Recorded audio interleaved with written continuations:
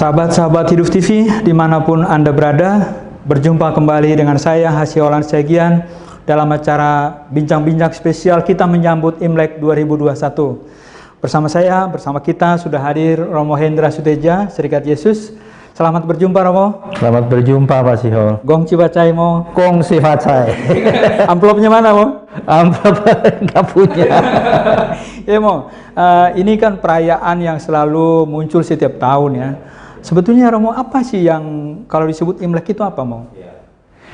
Ya, Imlek itu kita pahami sebagai Tahun Baru Tionghoa. Kata Imlek sendiri itu sebetulnya berarti nama kalender, Yinli. Dalam bahasa Mandarin, Imlek itu berbunyi Yinli. Yin itu adalah bulan, Li itu kalender. Jadi sebetulnya Imlek kalender bulan.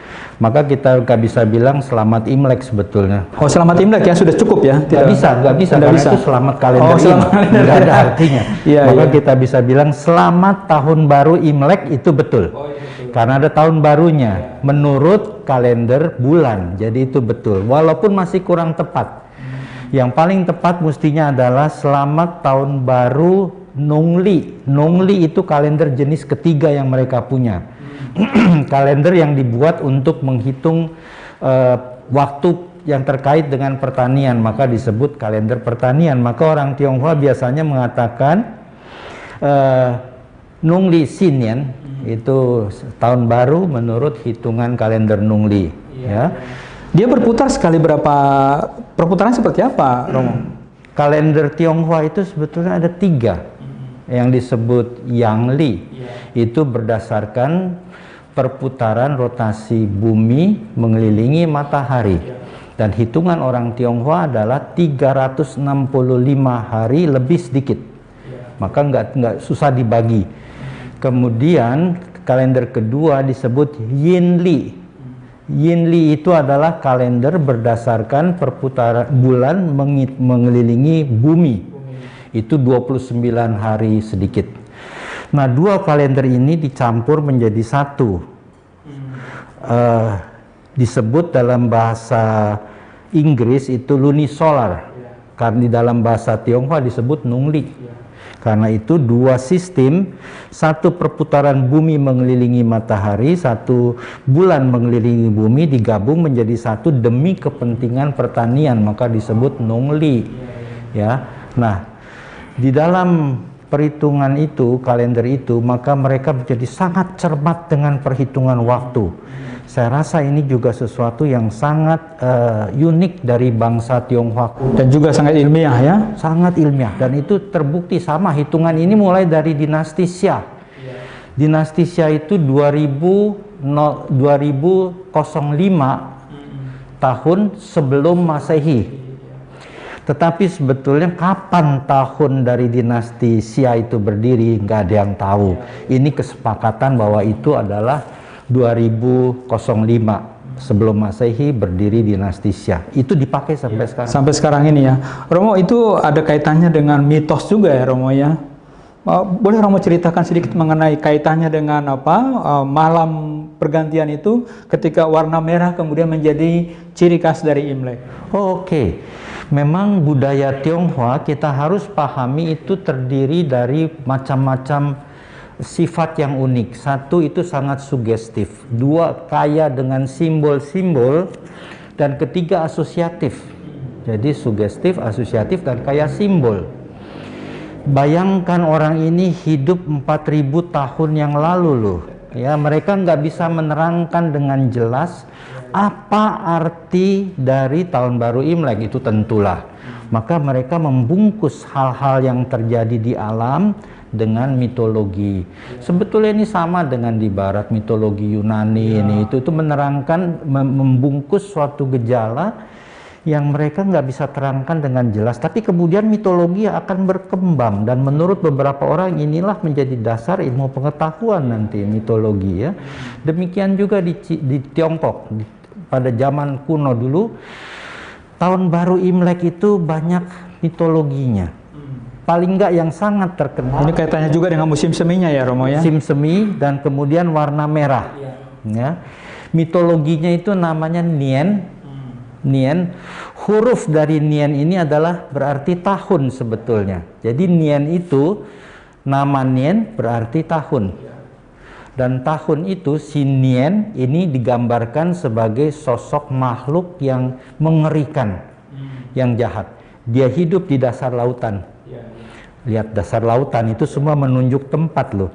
Dan kemudian khusus pada malam tahun baru Imlek, Cusi, namanya malam tahun baru Cusi, itu dia akan naik ke permukaan dan dia akan masuk ke kampung-kampung. Dia akan memangsa binatang-binatang peliharaan rakyat dan kemudian dia akan mencelakakan manusia. Nah, ini sangat mengganggu. Kemudian ada seorang tua yang bisa mengusir itu dengan alatnya sederhana sekali. Dia hanya memakai kain merah. Kain merah dan kemudian dia membakar bambu. Maka bambu itu akan mengeluarkan api, pasti kalau terbakar jadi api, dan ada letusan pada buku-buku bambu. Ruas bambu itu pada bukunya kalau itu dibakar itu akan pecah dan berbunyi. Dengan itu Nian takut dan pergi. Maka dia nggak mengganggu lagi. Maka setiap malam tahun baru pasti warna merah muncul baru. Dengan dalam arti apa? Misalnya di keluarga, di pintu masuk utama selalu ditempel lagi yang disebut syair kembar. Itu harus ditulis di atas kertas merah. Dan isinya syairnya pasti merupakan puji-pujian untuk berkat yang akan datang di tahun yang baru ini. Ya. Nah, sekarang apa artinya mitologi itu?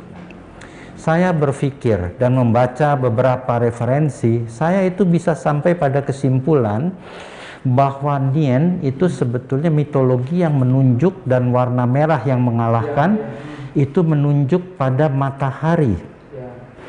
Matahari pada saat Tiongkok musim dingin itu pasti ada di belahan bumi selatan. Dan kemudian setelah itu menjelang musim semi, matahari ini sedang bergerak ke atas. Maka warna merah menurut saya asosiasi dari warna merah adalah sinar matahari, panas matahari, api matahari yang sedang naik lagi ke permukaan bumi belahan utara. Maka itu selalu warna merah. Dan sejak itu memang warna merah menjadi warna pesta. Warna kegembiraan. Warna kegembiraan. Angpaunya juga warna merah ya, Romo? Merah. Maka disebut angpau. Iya. Angpau itu dari kata ang dalam bahasa Mandarin hong. Hong itu berarti merah. Pau itu berarti bungkusan. Maka bungkusan merah. Maka nggak boleh pada malam Imlek kasih angpau dengan amplop putih. Itu nggak boleh.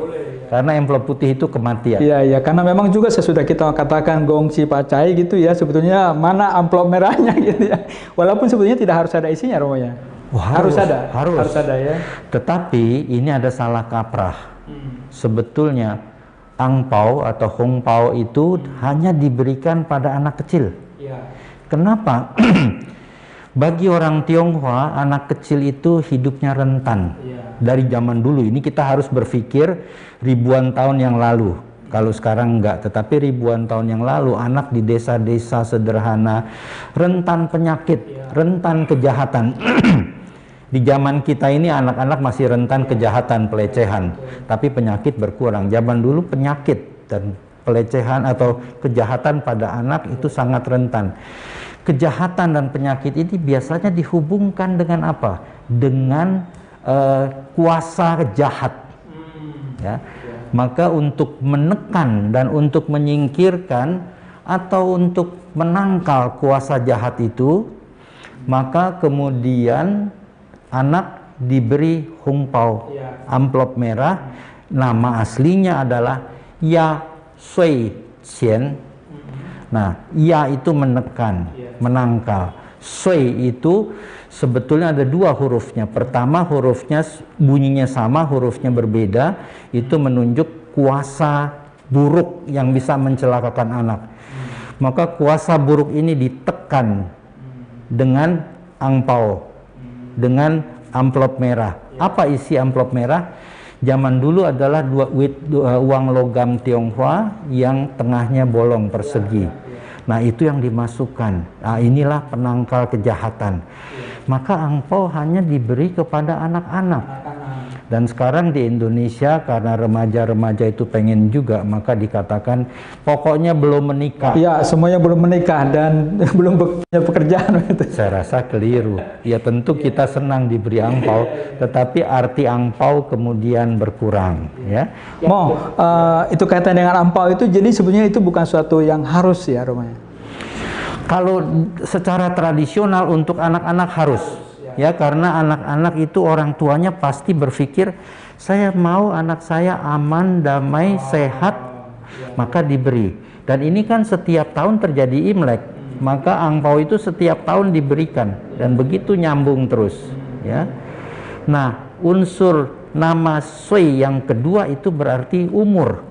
Ya, Sui Xian sama, tapi tadi yang pertama sesuatu yang jahat, yang kedua umur. Bagi orang Tionghoa, umur itu sesuatu yang indah, maka selalu panjang umur, selamat panjang umur, selalu terkait dengan panjang umur. Ya. Perayaan ulang tahun juga dirayakan cukup meriah, Romo ya. Dengan demikian kita lihat bahwa Imlek ini sebetulnya adalah lebih pada kebudayaan ya, tidak ada kaitannya dengan langsung dengan agama tertentu ya, Romo ya. Oh, nggak ada, karena saya rasa kita mesti pahami juga pemerintah Tiongkok. Sejak tahun 1912 sampai sekarang, baik Tiongkok nasionalis dulu oleh Chiang Kai-shek maupun Tiongkok komunis oleh Mao Zedong, itu nggak pernah memasukkan Konfusianisme sebagai agama dan nggak masuk dalam agama negara. Dan yang kedua, waktu perayaan Imlek ini muncul ribuan tahun yang lalu, belum ada agama-agama itu. Yang ada adalah praktek-praktek religi penyembahan pada roh-roh, tetapi itu belum menjadi agama. Tapi nilai-nilai yang dirayakan dalam Imlek ini sangat soal kebersamaan, soal cinta kasih, begitu ya, Romo? Oh iya, jadi di dalam Imlek itu yang paling penting pertama mereka merayakan adalah yang pertama ya, yang ini yang jadi alasan paling mendasar mengapa Imlek itu dirayakan.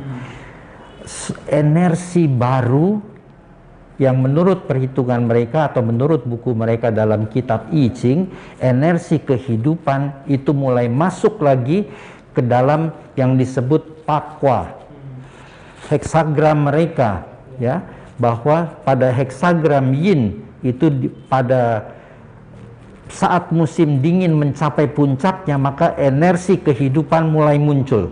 Nah, ini kebijaksanaan Tionghoa. Energi kebijaksanaan yang muncul di dalam seluruh konstelasi jagat bagian utara Tiongkok yang dingin begitu sampai puncaknya, maka kebijaksanaan mereka mengatakan pada saat sampai puncak yang baru akan muncul, yaitu di energi yang kehidupan mulai muncul. Itu namanya Fu. Dari Fu itu sampai satu titik lagi itu melalui satu heksagram lagi baru sampai pada yang disebut Li Chun. Li Chun adalah awal musim semi. Nah, ini sangat menarik karena energi matahari, energi panas itu sekarang mencapai cukup besar, setengah dari seluruh energi, separuh yang, separuh yin, separuh yang panas, separuh yin dingin. Keduanya bekerja sama, perjumpaan antara energi panas dan dingin ini yang mencipta baru. Ini yang mencipta ciptaan menjadi baru. Nah, di situ memang pemahaman dari Imlek ini menjadi sangat berarti bagi kita juga. Misalnya banyak umat keturunan Tionghoa juga kemudian merayakan Imlek dan juga ada perayaan Ekaristi Imlek itu. Bagaimana? Jadi sebenarnya sejalan ya, Romo ya? Iya. Nah, lihat bahwa keseimbangan energi yang muncul dari bawah dan yin yang terdesak pada saat mereka seimbang total, terjadi interaksi yang mencipta baru. Gejalanya apa? Alam menjadi baru, musim semi mulai. Musim dingin kan semua mati, tetapi pada saat itu disebut Li Chun, musim semi muncul. Nah, itulah yang menggembirakan. Kegembiraannya di sini bukan kegembiraan yang muncul dari tempelan luar, tetapi manusia sebagai mikrokosmos dalam pandangan Tionghoa itu mengalami seluruh kebaruan di jagat raya ini. Iya, jadi sangat ekologis juga ya Romo ya. Maka mereka merasa sekarang seluruh kegembiraan yang terjadi di alam raya dengan datangnya musim semi itu menjadi kegembiraan, sukacita di dalam hidup mereka, itu pesta. Iya, dan itu juga bisa dirayakan dalam bentuk misa atau perayaan Ekaristi dalam tradisi Katolik ya Romo ya. Betul, betul. Tahu apa yang menjadi misteri iman kita? Kalau misa selalu kita sebut itu. Iya. Wafat Kristus kita maklumkan, kebangkitannya kita muliakan, kedatangannya kita rindukan, kebangkitannya kita muliakan.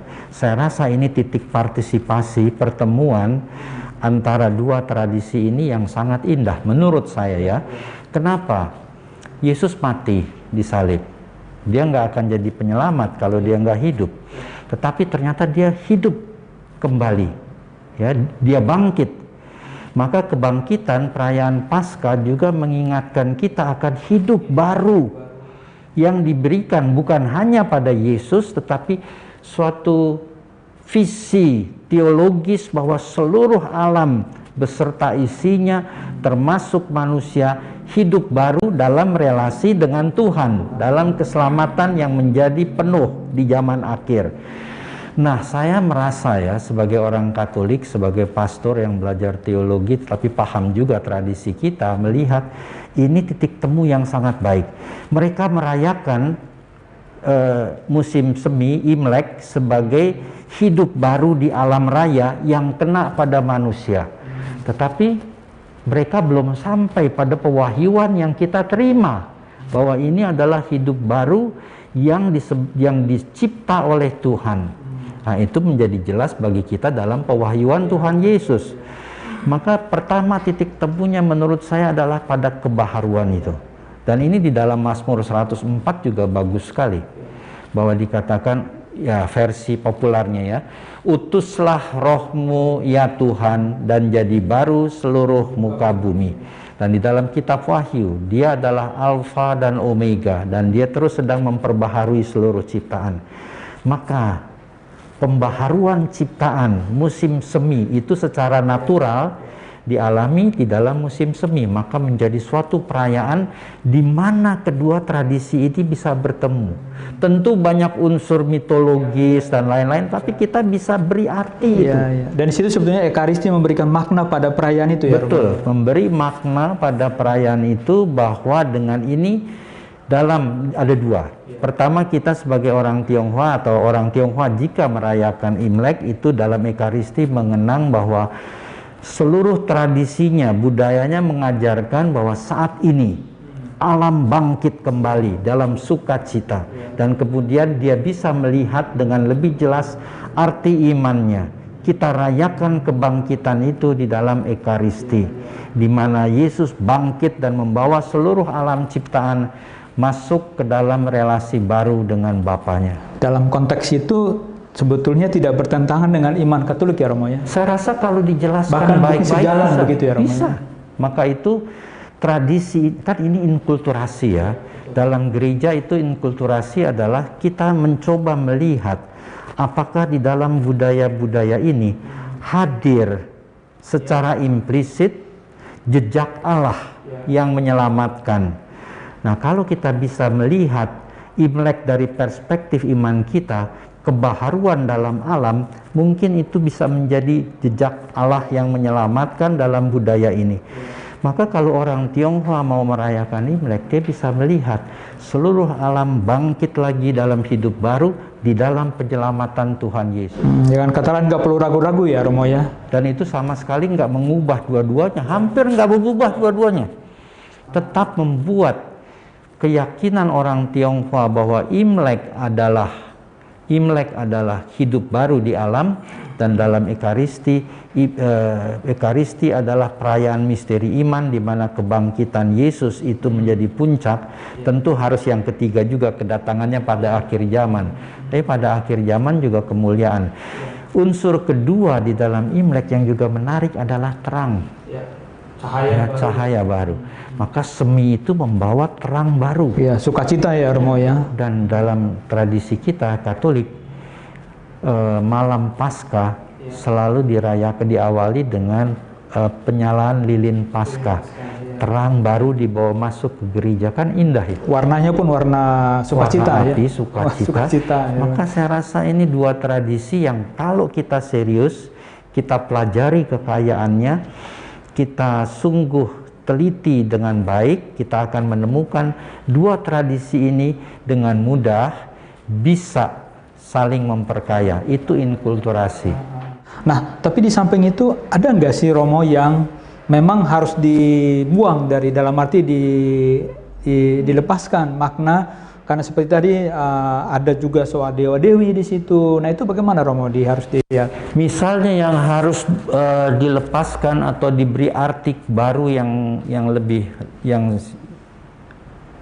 mendalam adalah mengenai pemujaan terhadap roh-roh. Jadi di dalam Imlek itu selalu harus ada juga ritual pemujaan roh. Yang kedua, ritual penghormatan leluhur. Leluhur ini lebih mudah karena di dalam tradisi kita juga Allah Abraham, Ishak dan Yakub kan leluhur semua ikut serta. Tetapi di dalam penyembahan roh-roh ini harus ada yang kita perhatikan. Dan juga di dalam penyembahan leluhur pada akhirnya harus ada yang diperhatikan. Apa poin yang harus diperhatikan? Satu, bahwa penyembahan roh-roh dan leluhur pada akhirnya mohon berkat dan keselamatan. Maka nggak sampai pada Tuhan. Maka mungkin harus diterangkan sedemikian rupa, hati-hati dengan yang hanya tradisional Tionghoa, bukannya jahat, tetapi itu nggak begitu match, nggak begitu cocok dengan ajaran kita, karena keselamatan hanya bersumber pada Tuhan. Ya. Doa. Romo, ini kita merayakan Imlek kali ini, tahun lalu masih bisa ya, doa gembira dan segala masih bisa pulang kampung. Ini ada COVID-19, lalu Keuskupan Agung Jakarta juga menghimbau untuk tahun refleksi dan juga tetap berbela rasa. Apa himbauan Romo untuk warga Katolik keturunan Tionghoa yang merayakan ini dalam konteks ini, Romo? Iya, saya rasa begini, ada beberapa hal. Saya mau bicara pada umat Katolik tentu ya, Tionghoa Katolik ya. Yang pertama, kita sebetulnya di Indonesia itu nggak punya alasan fisik merayakan Imlek karena negara kita nggak punya 4 musim. Maka kita merayakan Imlek sebetulnya dalam dimensi lebih spiritual. Maka dimensi ini spiritual dari Imlek itu bisa kita rayakan dengan liturgi yang meriah atau dalam keheningan batin. Kita bisa mengenang berkat yang sedang memperbaharui kita terus. Maka itu bisa tetap dilakukan. Maka teman-teman Tionghoa Katolik, walaupun kita nggak bisa merayakan Imlek secara meriah dengan Ekaristi, tetapi Anda tetap bisa, kita tetap bisa merayakan itu secara rohani. Bahwa kurang lebih saat inilah Tuhan memperbaharui menurut tradisi Tionghoa seluruh alam ciptaan. Dan di dalam kenangan akan itu kita akan bisa kemudian mengkontemplasikan juga bagaimana Kristus bangkit memperbaharui seluruh kehidupan. Oh begitu ya Romo ya.